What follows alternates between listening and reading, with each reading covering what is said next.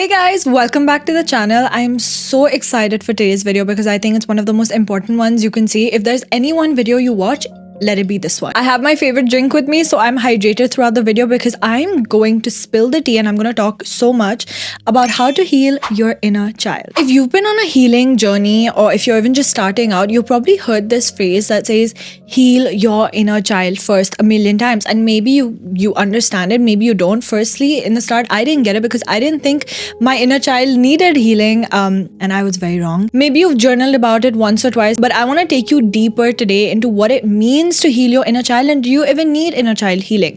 Chances are most of us do need it. And what does healing your inner child actually mean? Why is it so important in today's day and age? And why do we keep ending up in this same emotional loop this toxic loop that we all get attracted towards similar situations like before, reacting the same way to things, feeling the same wounds again and again, feeling that pain again and again, even when logically we know that we deserve better. And no, this is not because you're broken or you have extremely low self-respect. It's also because you're carrying a version of you inside of you that never felt safe when they were a child, that never felt heard, and that never felt loved for who they were as a child. So today I want to take you through this whole process, what the inner child actually is, who they are, how it forms, and how it shows up in your adult life as well, and how to gently and lovingly reparent that inner child powerfully. So let's begin to heal it. Okay, so firstly, let's start with this phrase, the inner child. It sounds a little out there, it sounds weird, I get it, but it's actually a very real concept. Your inner child is not some made up concept, it is very real. A very real subconscious part of your identity that still exists today. And this version of you was shaped between ages 0 to 7 when you're in a highly programmable state. Think of your inner child like the original software that your brain got installed with, and after that it just got upgraded, but that original software still lives inside. And you weren't born with all these limiting beliefs, trust issues, or shame. You learned them throughout, from the way your parents spoke to you, or from the way that they treated each other, from small moments that you caught them fighting, from any moments that you were ignored, you were punished, or you were made to feel that your emotions were too much, from school, or like these subtle cues that a child picks up from life in general when they're so young. And so all of those experiences, they got stored deep down in your subconscious without you even knowing, like little emotional bookmarks. You may not remember all of these moments, but they live in your subconscious. And guess what? That part of you, that child version of you never went away. It never really goes away. She is still there. She's watching through your mind, feeling, reacting, and trying to protect you in any way, shape, or form today, even though that may not be required. Even though there's no danger anymore, she's still protecting you. So now you may think like, okay, I've grown up now. If I've grown up, why do these childhood patterns still show up? I'm a mature individual. Why do they keep showing up and ruining my life? Because your subconscious mind, like we all know, drives 90% of your thoughts, decisions, and then your reactions. Not your logic all the time, not your logical mind. Your subconscious will drive those. You might be 23, 28, 35 today, but when you get ghosted, or when someone ignores you, when someone leaves you, abandons you, criticizes you, or when you feel left out in a group, your body doesn't go like, this reminds me of the time when I was in grade 2 or when I wasn't picked for my dance class. No, that's not what it reminds you of. You're not going to remember when you exactly felt that pain, but it will respond the same way that you did back then. In like, if you're someone who gets aggressive, if you're someone who yells, if you're someone who shuts down, whatever it is and how you deal with it, it will still respond in that same little child way again. Like you're that little kid who got abandoned again. So you may shut down completely, you may panic, you may overthink, you feel unworthy, then you start chasing people or you push them away, whatever your coping mechanism is, or you try to become a perfect version of yourself, or you numb yourself. It's not because you're overreacting, it's because that wound that you had as a child has never healed completely. And that's what we're going to do today. Now let's talk about what this actually could look like in real life so you understand it more. So I'm just going to give you a few signs that if you notice, then chances are that your inner child is still running the show and you need to heal that inner child. So it could show up in your life in several ways, that like you feel a deep fear of abandonment in any relationship that you are in, like you feel like they're going to leave constantly, or you people please all the time because you're terrified of disappointing anyone, or that you constantly seek validation but never feel satisfied when you get validation, or that you struggle with setting boundaries because you don't want to feel mean, or you don't want to seem like a mean person and people leaving you, again abandonment issues, or you feel unworthy of love, success, or even good things that are happening to you. You feel like you're not worthy of this because as a child you didn't feel worthy of it, or that you constantly replay the voice of a critical parent in your own head like you're that own parent, or that you self-sabotage the moment that something good in your life happens. And we all know people who do this. It sounds familiar. At least one of them. So yeah, all of this is just your inner child screaming for love and nourishment. And this is not your logical mind. This type of behavior doesn't come from your logical mind. It all comes from that inner child subconscious mind. And the thing is that your inner child didn't need perfect parents. They just needed attuned ones, and ones who saw her, ones who validated everything she did, who loved her, who didn't just say stop crying or be quiet or just that you're too sensitive. She needed to be reminded that her feelings were valid and that she wasn't too much, that she was just enough just the way she is. So if that child didn't get that, she internalized the complete opposite, and if no one taught her how to regulate her nervous system or even believe in her worth, she grew up thinking that this chaos, this feeling is normal, or that love needed to be earned, or that her voice didn't even matter because it didn't, according to her in her childhood. But now that you're a mature adult or you're a growing adult, you get to reparent that inner child. And this part is really important to understand before you start any type of healing, that this isn't always about your parents. Yes, parents do shape a lot of our subconscious beliefs as we're young because we see them as our pure caretakers, but it could have been anyone. It could have been your teacher that embarrassed you in front of a class. It could have been a friend who you truly loved, betrayed your trust. It could have been a cousin who constantly kept making fun of you, a sibling who got more attention than you because they were younger than you, or a crush who made you feel completely invisible when you were young in school, or even just school in general. The whole system, the whole pressure, the way you were graded and compared constantly to people could have wounded potentially your inner child. So it's not just your parents. The point I'm making here is that any environment or person that has a deep impact on you when you were 0 to 10 years, for example, on your emotional world as a child, could have left behind a wound. And sometimes those wounds are not dramatic or loud. Like, you probably think of your childhood and think that it was a beautiful childhood, and I'm sure it was.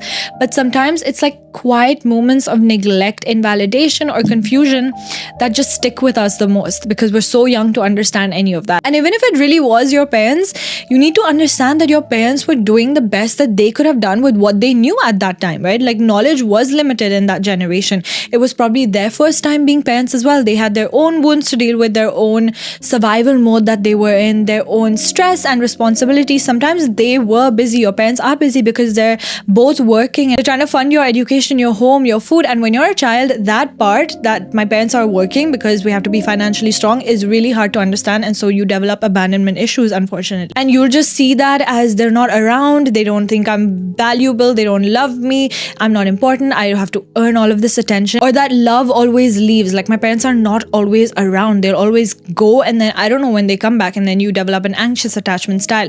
And those beliefs, they will stay with you if you don't heal them throughout your growing. And if you see them pop up, that's when you need to heal them. Like, that's the most important. And usually these scenarios pop up with people that you're really close to and like you're really in love with your partner, because you see them as your caregiver, or then with someone you're really close to, your friend, your sister, anyone. If you see these patterns pop up, that's when you need to heal. And you don't have to hate your parents to start healing. You don't have to blame them forever. That's the opposite of healing. You don't have to even confront them if you don't want to. You just have to become the person that your inner child once needed, because the past has already happened. And like I said, there are a lot of factors that you cannot control.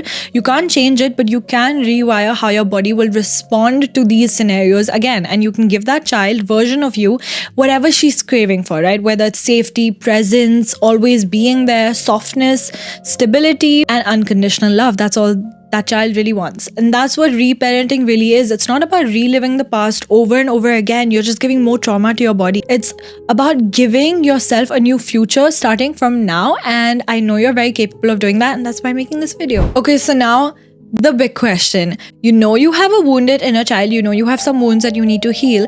But how do you heal them? How do I reparent that inner child when, according to me, she doesn't even exist? I understand. Let's answer those. Okay, so the first thing that you need to do in order to heal your inner child is to reconnect with her. Obviously, let's start with this. It's a basic, it's reconnection. And this is the foundation, because you can't heal something that you're disconnected from. You can't help a part of yourself that you keep avoiding, you keep dismissing, or you keep forgetting exists. And a lot of us do that because we're so busy in our lives. We don't realize why this wound is coming up, why this pain is coming up again and again.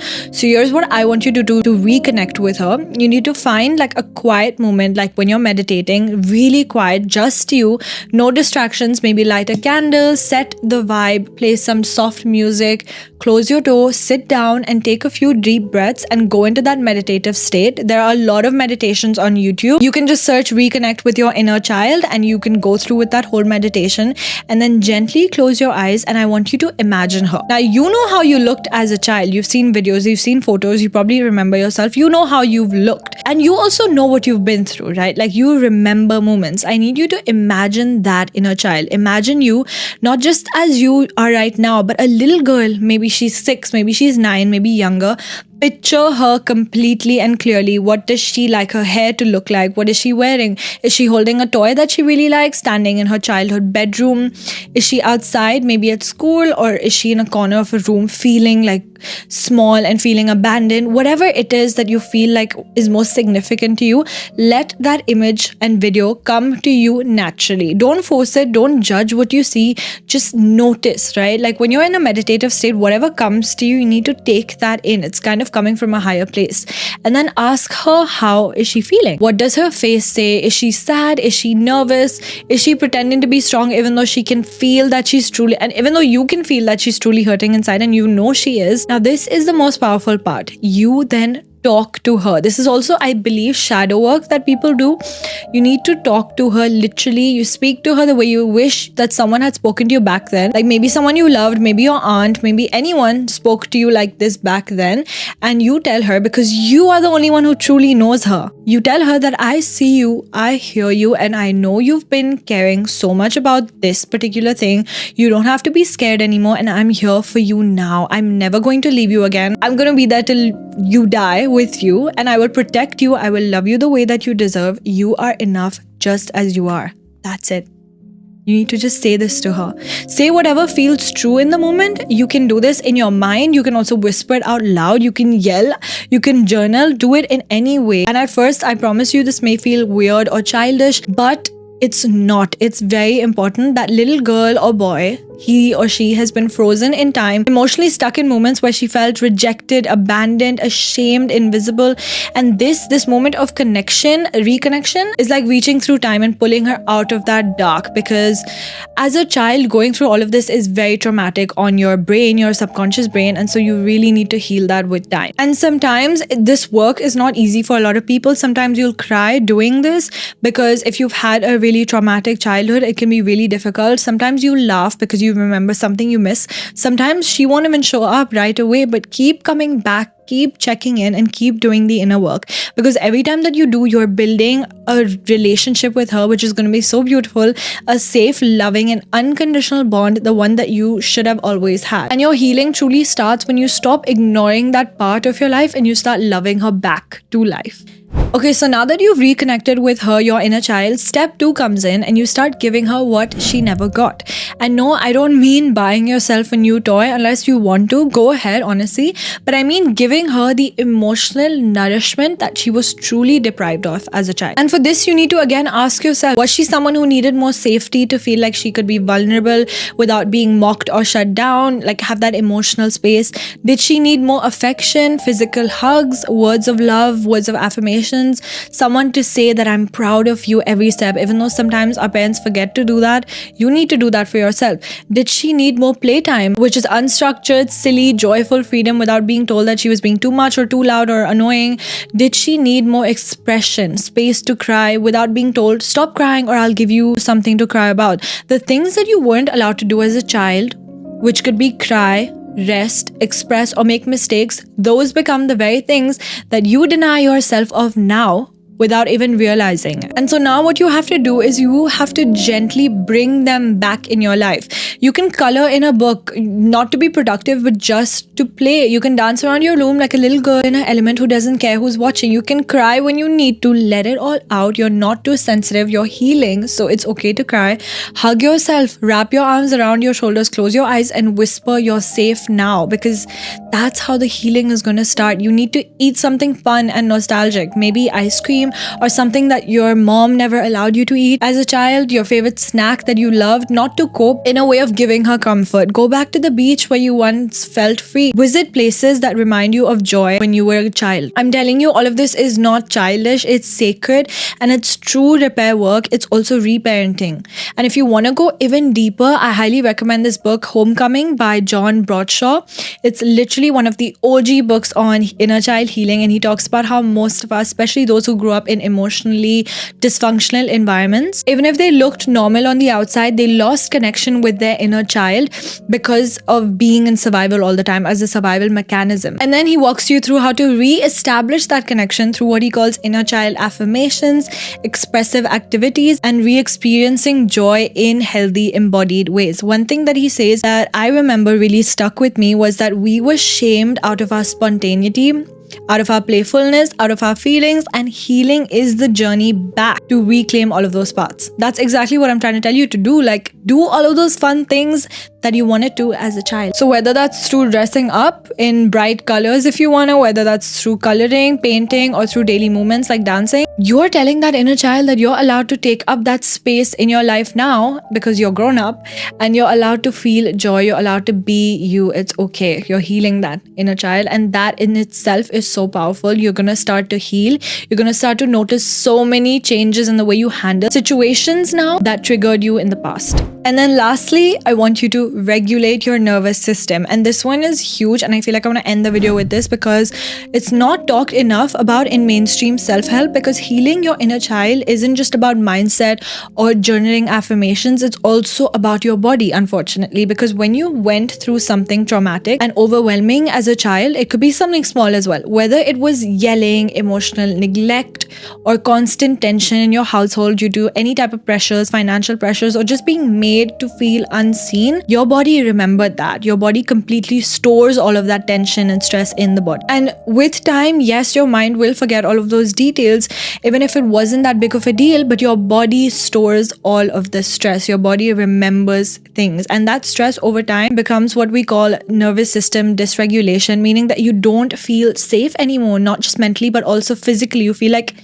there's a lot of tension in the environment. So now as an adult, when someone will ghost you or something traumatic happens, when you send that risky text, or when you go into a meeting full of 10,000 people, when you set a boundary, or then your voice will start to shake. Or even when someone raises their voice or criticizes you, your nervous system isn't responding to the actual event, it's responding from all of that past trauma, right? And you're going to have panic attacks then. One that you will never get to process, and one that made you feel unsafe, unworthy, or alone as a child. It will all come back. So you need to make sure you're regulating your nervous system along the way. And that's why a lot of people start to spiral, even though the problem really isn't that deep to someone on the outside, but for them, it is coming with a lot of baggage of the past. Because you truly cannot logic your way into safety. You have to feel your way every step to going towards healing. You have to let your body know that, hey, we're not in danger anymore. We used to be, but we're not now. You can exhale now, because being in survival mode is putting you off creation mode. And as a person on this earth, you really should be creating every single day. Like, you can create your life. So why are you always in survival mode? This is where the nervous system regulation comes in. My favorite, and here are a few powerful ways that you can do that. Number one is breath work. Seriously, your breath is your anchor. Long, deep exhales activate your parasympathetic nervous system and the rest and heal mode. Try box breathing, which is inhaling 4, holding it for 4 seconds, exhaling 4, and then holding for 4 when you feel overwhelmed. Then there's EFT tapping. There are tons of videos on TikTok on how to do this. That's where I learned it from as well, which is called emotional freedom technique, which involves tapping on specific acupressure points like your temple, collarbone, side of your hands, while saying certain affirmations as well, and it helps release all of that stuck emotional energy.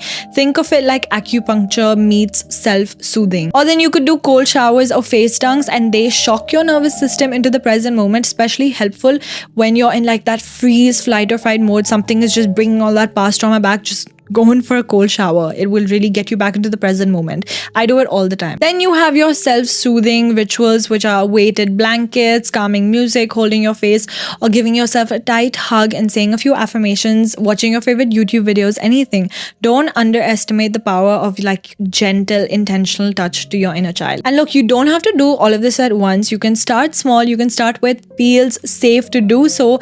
Even just placing your hand on your chest and saying, I'm safe, I'm loved, and I'm here now. And I saw this on TikTok where it's like they put their hand together in this kind of formation and they just tap and regulate themselves. So that works as well. It's kind of giving your inner child that safety, I feel like. And the more often that you create safety in your body, the more you're telling your inner child that you don't have to stay in this survival mode anymore.